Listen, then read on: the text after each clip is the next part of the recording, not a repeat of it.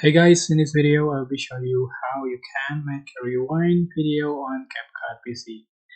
So select your video and just copy paste it.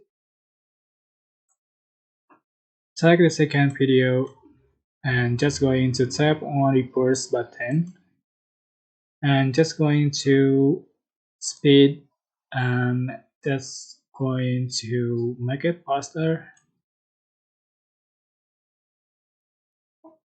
So and go to effect, select party effect.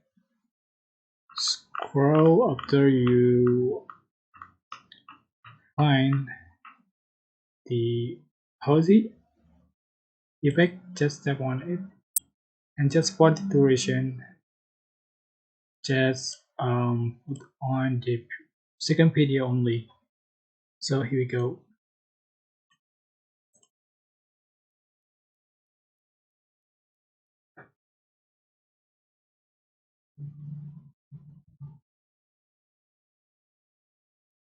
I think it's very simple.